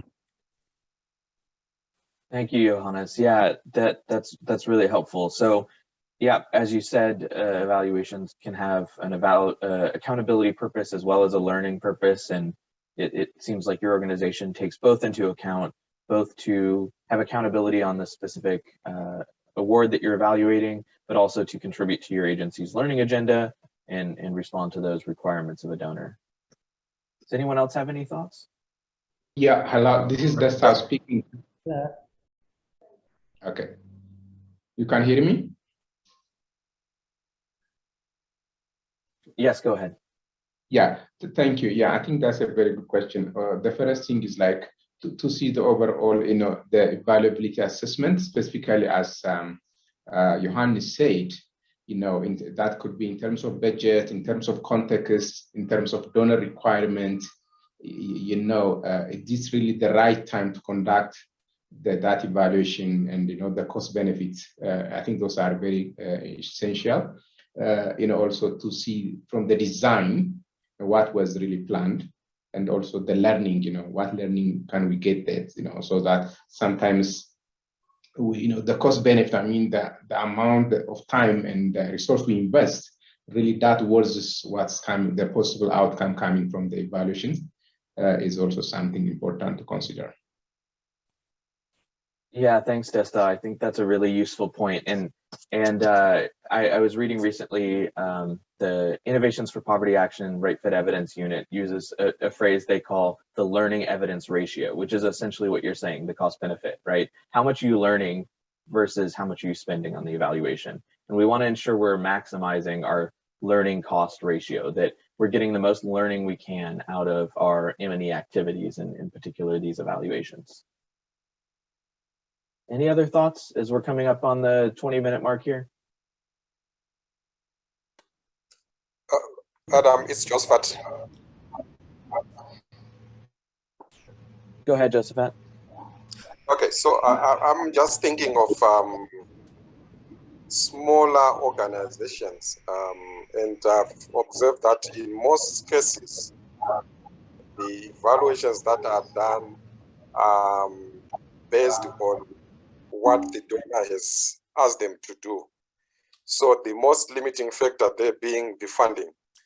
So for organizations that do not have sound funding capacity, they will always do evaluations as dictated by the donor. But I think as those organizations grow, they have their own strategies that have a direction that they need to take. So they need also to tap into the learning agenda for the organization and be able to go out there and then evaluate the program to see if whatever they are implementing is aligning with the agenda of the organization and moving the programs forward. Thank you. Yeah, thanks, Josephat. That issue of funding is definitely a critical one. I would note that at BHA, this is one of the reasons we ask you to detail your M&E resources in the M&E plan. It's a section of the M&E plan to actually detail what your M&E budget is. And this is so that we as M&E advisors at BHA can ensure that our partners are adequately resourced to fulfill the M&E requirements, but also to really take advantage of the opportunity to learn from these programs. And so we encourage you to budget appropriately for these evaluations. When you put together a budget or a proposal for BHA, please do ensure that if you're planning an evaluation, that there's sufficient resources for that in the budget. Thank you so much for the discussion. I'm sorry we didn't have more time to get into that. It was really great to hear your thoughts, and I encourage you to keep thinking about these questions and finding opportunities to share these lessons learned with each other and with us as you go on. All right, with that, I will hand it back to Lloyd. Thank you all. Thanks, Adam. And I just want to reemphasize for everyone the opportunity to use the questions, like the open questions, for further inquiries to BHA. So we're going to have, again, that session on Wednesday and Friday to open up more broadly around questions. So if you have something around this question for the team, just go over to that document and plug it in, and we'll do our best to get responses to you all. With that, I'm going to hand it over to Killian, who's going to kick off the presentation on registration and verification. And this is also going to include a case study or a presentation from one of our colleagues at Goal as well. So Killian, over to you. Thank you, Lloyd. So this session is an exciting one, and it's focusing on beneficiary registration and verification processes that we commonly conduct to ensure that we are targeting the right recipients for our support. So some years back, I was working on a project that was trying to support the the use of improved small grain seed, your sorghum and pure millet. And we identified the locations where we wanted that to happen. We went there, identified some farmers that we thought would, multiply that and be the sources of seed in those villages. So on our way out, after we had completed the distribution, two old people walked up to us and said, the people that you have given seed, the people, we don't know how you have selected them, but we can assure you that you're not going to get any seed produced by those people. And, at the end of the season, we realized that they were right. But I guess it really highlights the challenges of, selecting and verifying the targeted recipients. In Malawi, just to give you a more recent experience, one of the activities here, planned to work with the, target groups as identified in the Malawian resilience strategy. So they thought of using the government developed beneficiary database. So they tried to use that data for one of the districts, got the names, got to the village, tried to look for those people, but they couldn't identify, the bulk of the people that were identified on those lists that they were able to get from government. So eventually they had to abandon that and, do a community-based process that included the community-based wealth breakdown to identify the households that would align with the objectives of the activity. I'm just highlighting these activities, so these processes just to trigger your reflection on your personal experiences in terms of, selection and verification of participants or beneficiaries. So we are going to give you some time to really reflect as individually on some of the processes that you have been involved in regarding selection and verification. So Elizabeth is going to give you instructions in terms of how we are going to go about it. We have created a Google document. You will go into that document and share your experiences on selection and verification and some of the innovations or ways in which you have mitigated some of the challenges encountered in selection, as well as some of the challenges you have encountered in verification. Over to you, Elizabeth, just to briefly explain how this is going to be done. Sure, thank you, Killian. Everyone, you'll see in the chat that Suzanne has shared a Google Doc that you'll join. I see a couple of you are already in there. We're going to take just 5, maybe 6 minutes, so it's very quick. We want to get you thinking about your experiences with participant selection and participant verification. And then we're going to hear from one of the implementing partners here on the call about some of their experiences. So please click the link to that Google Doc, go to the table for the language of your choice. You can type in any language you prefer. We just created multiple languages in part to space you out throughout this long document because we have a number of people. So please take 5 or 6 minutes and type your answers to the 2 questions, one about selection and one about verification.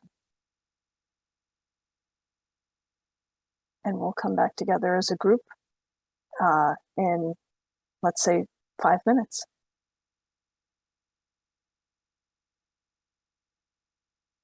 If you have any questions, please feel free to throw them in the chat and we'll help you out.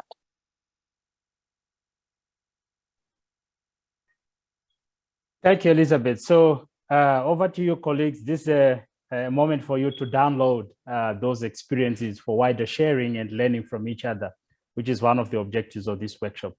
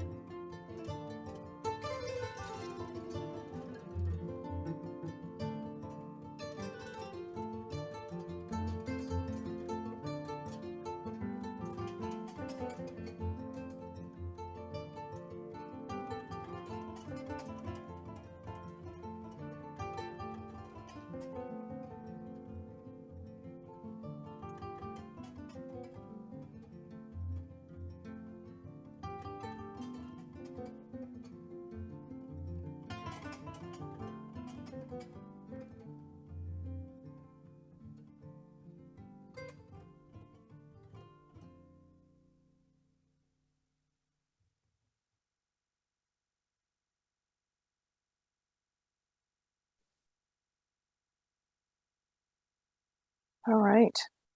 If we can ask you to wrap up what you're typing now. I know that was quick. We just wanted to get your minds thinking about these questions. And as you wrap up, we'll get ready for the next presentation from the Goal Zimbabwe team.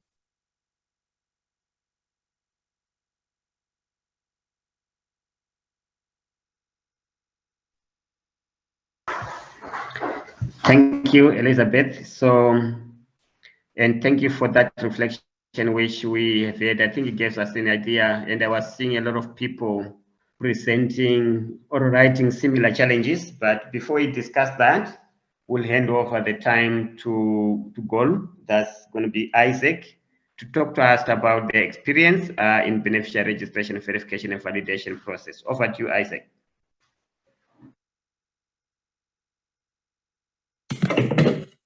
Good day, everyone. My name is Isaac Chaipa. I am the new coordinator for Goal Zimbabwe.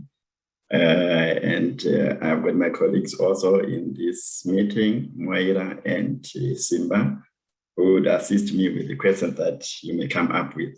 So basically, I'm going to make a very brief presentation on our experience as regards beneficiary registration, verification, and validation processes, and the lessons we learned. So this registration was done in a very high density suburb, urban suburb in Harare, which is Mbare, just very close to the capital of Zimbabwe. And this is a suburb with over 100,000 people, and with its day population, almost half of the people that reside in the area. So that this just shows it's comprised of a very mixed population. And in this presentation, I will tackle the issues of verification as I've indicated, the processes that we followed regarding those issues, and then the challenges and lessons learned. I may infuse even the challenges as I go through the slides. Next slide. So the very first thing we did, we had a number of pre-registration exercises that we had to undertake, and these included the stakeholder engagement. And on stakeholder engagement, that included also a stakeholder inception workshop, whereby we presented the project idea to the various stakeholders in the locality of Mbare. We also, the purpose of that stakeholders inception workshop was to agree on the targeting criteria, focusing on the key vulnerability indicators, as well as geographical mapping. On geographical mapping, we really wanted to ensure also that we reach out to the most vulnerable geographical localities of Mbare. Our idea is to ensure that maybe we do not leave anyone behind and reach out to the most vulnerable. So those two key issues were very critical in our stakeholder engagement.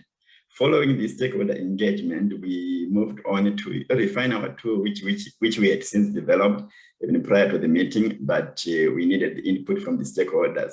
So this tool, the registration baseline tool, it was a composite tool that captured the basic registration data, focusing largely on the demographic issues of the households.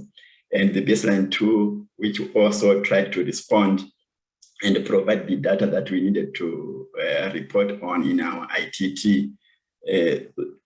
And then this tool was digitized in Comcare for online data collection. And then at the back end of the tool, we had an inbuilt scoring mechanism on the indicators of each particular household.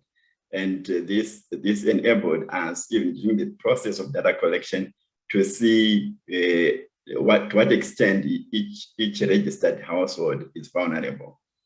So in this process, we had to work with the enumerators, whom we recruited and trained, and for this very purpose, because of I'll add more on our experiences with that issue of enumerators. But for this exercise, we had to do 100% clean sweep registration, which means we were to do door-to-door registration in all the targeted suburbs or localities of Mbare. Why we had to do this, unlike the pool registration, is because of the COVID-19 restrictions that prohibit the gathering of people. So we had to ensure we had to move to each and every door and ask any households, for all households that were there, of course, with their consent, we can proceed to administer our tools. Next slide, please. Then I move on to the registration process. On this one, I had said we had 45 enumerators. We had to group these into 5 teams with the 8 members in each team, also headed by a team leader. That also served for logistical purposes as well as quality assurance and monitoring. Then we also had on the ground 4 new officers who rotated responsibility in supervision of the enumeration teams. Then our registration exercise was planned for 5 weeks, and which we managed to meet and reach a total of 8,279 households. Next slide. Right here, I just a highlight on the registration process monitoring, but focusing on the quality control measures that we had put in place.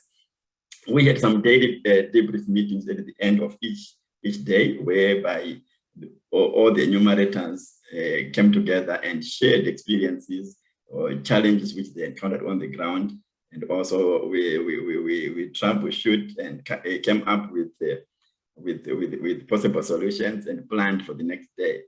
Then, but also at the back end, we had a team that was also monitoring the quality of the data as it was coming onto our server and identify any anomalies. And this was also another first step whereby we could identify that some data that was being collected by enumerators or needed some bit of questioning. And then we were in touch with the guys on the ground to make some follow-ups and ensure that nothing was amiss in the process of data collection. Then we on a daily basis, we downloaded the data, and that enhances the assessment of the data coming in. And also, if there are some numerators that are questionable, we had some follow-ups and raised some red flags. Then also maybe to ensure, because we are operating in an urban environment where there are various dynamics and people with different interests, we had to ensure that people are well sensitized about this process. So we had some mobile public address systems, vehicles moving around the suburbs, informing them about the registration process and to identify, be able to identify people who are coming from Go and not the imposters, because there were such challenges along the way. Next slide.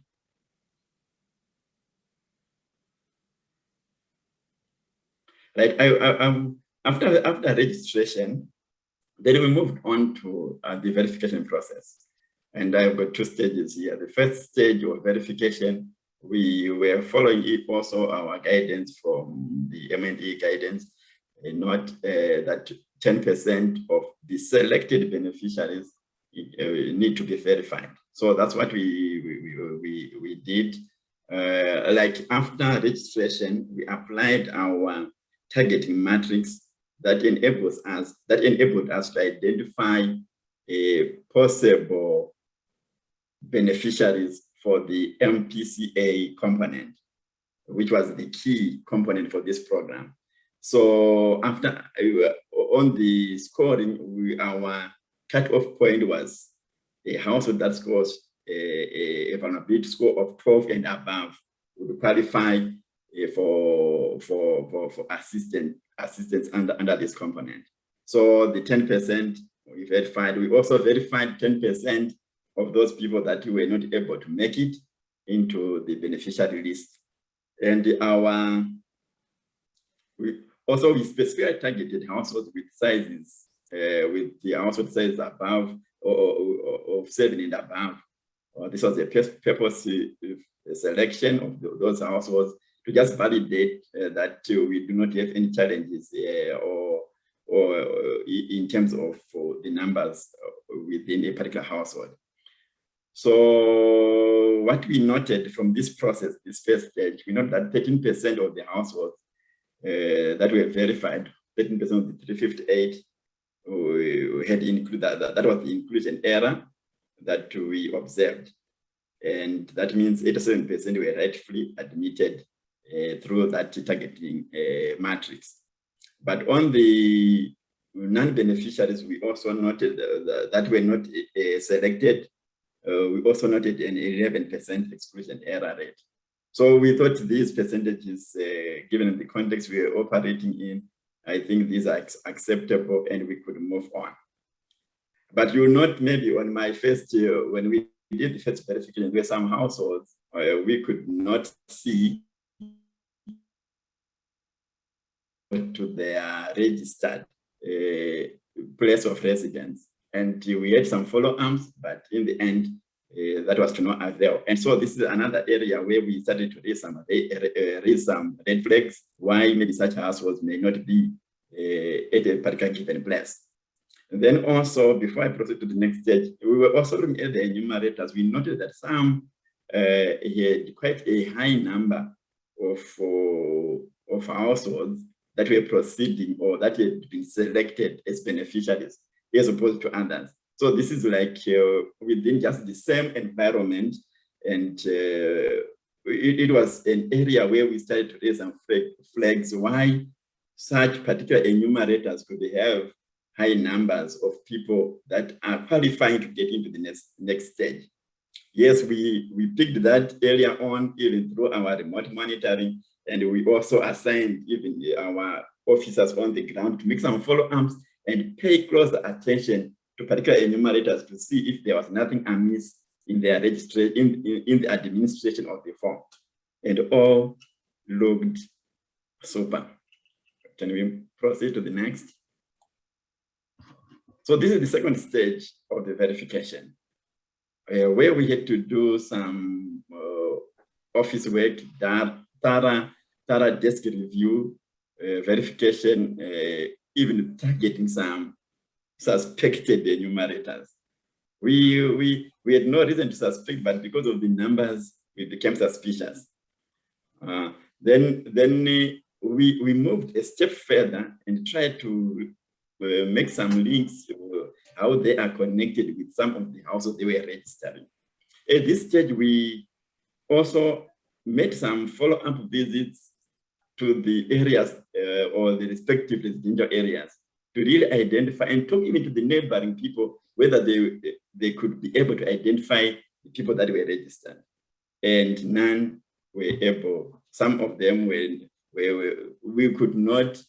were not able to identify specifically the people, some of them that were registered, but some had traveled or had moved out of the location. So those are the dynamics that we noted during the process. And on further follow-up for the suspicious enumerators, we really noted that maybe some of the enumerators were registering even some non-existent households as though they do well in Mbare.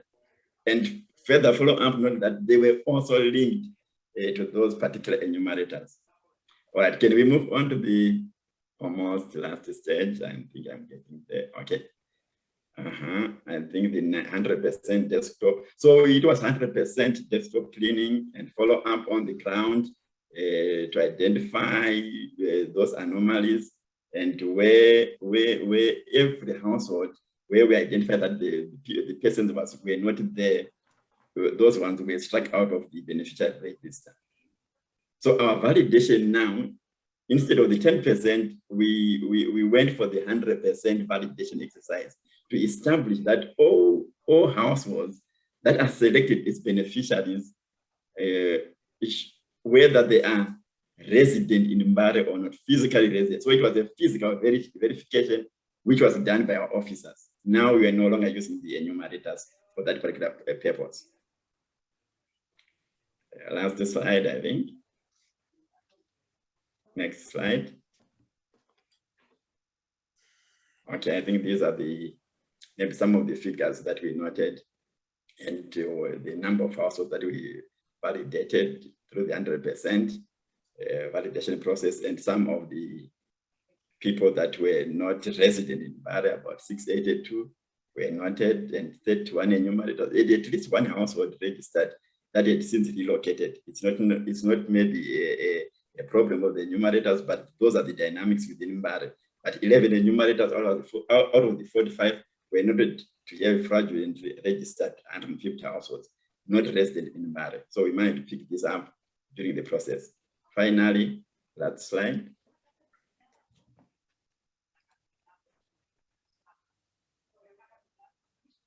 Okay, these are some of the lessons that we learned. I think I've since highlighted that in my first slide, and the mapping. I think this is a repeat. So we can move on to the next one. Okay, this is about the COVID-19 restrictions on gatherings that required a different way of beneficiary registration identification. I think unlike we have been so much used to identifying beneficiaries within the rural locations, whereby we could also use the neighboring communities for public verification, but in urban areas or specifically in Mbare, it's very impossible. Maybe even the neighbor would not even know who the identity of the next person just close to him. So that's the challenge. But the programs need to provide for 100% validation to ensure assistance is going to deserving households. This is maybe after we have identified through some verification.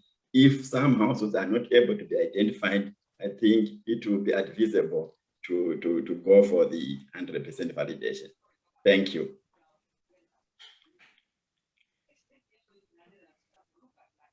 Thank you, Isaac, for such a detailed update of and sharing of your experiences.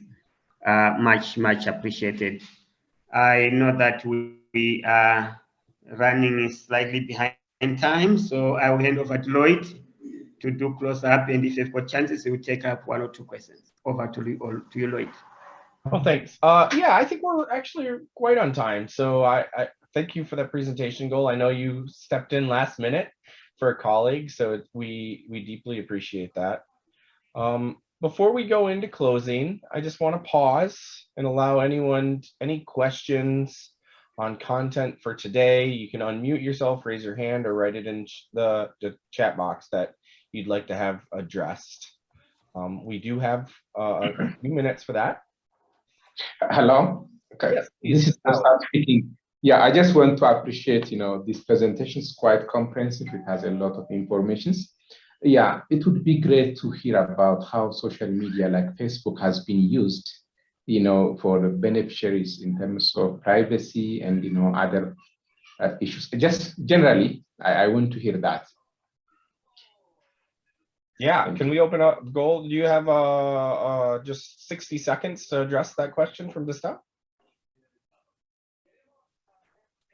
I'll just a quick response. Okay, this was not very systematic, but we just followed up on those suspicious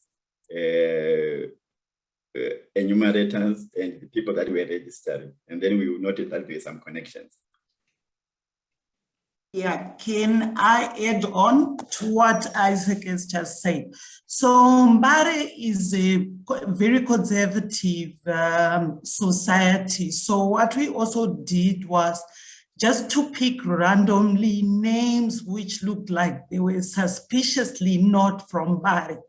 For example, names like Moira or Shalene, you wouldn't ordinarily find them in that society. So we randomly then went to Facebook just to check, and we actually found like human resource managers, linked particularly to one enumerator. We found about 10 people, more than 10 people on Facebook were actually friends with that particular enumerator. So that's how we used Facebook to identify the fraudulent people who had been registered on the beneficiary list. Thank you.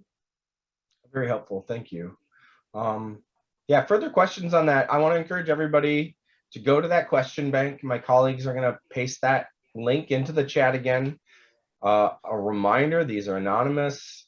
Pose the questions. They can be to BHA. You can also pose them to your colleagues. That's fine too. We will quarterback or field those accordingly. Now, as we go on to close today, I just want to, Suzanne, if maybe you could share the closing slides briefly as we head into our last 5 minutes for today. I just wanted to underscore the objectives for this 5-day workshop. I realized when we started, I didn't quite go through those, and I just want to put those foremost in front of all of you as we think through the next 4 days. So again, to increase our overall familiarity with these guidance from BHA, improve our competencies around these topics, learn from and strengthen M&E staff's network of colleagues of implementing M&E systems in similar contexts. So that's really, this is an important one for BHA, for IDEAL, and hopefully for all of you to just grow your network of resources. And then strengthen the communication pathways between your team and BHA and IDEAL as more technical support as well. So just keep those objectives in mind as we continue to progress through the week. We would love for you to take a few moments to react to a basic end of the day evaluation. So do we have a link for that, I believe? Is that correct, Suzanne? Or yeah, I think it's in the Google Doc link. Yes, just posted in the chat. Oh, great. So let's open that one up. And what that is going to be is, I just had it and I closed it. Spend some time just scrolling through there and let us know how we did. Let us know your thoughts. You can stay on, or you can stay in this document throughout the day today or your evening. We'll keep it open.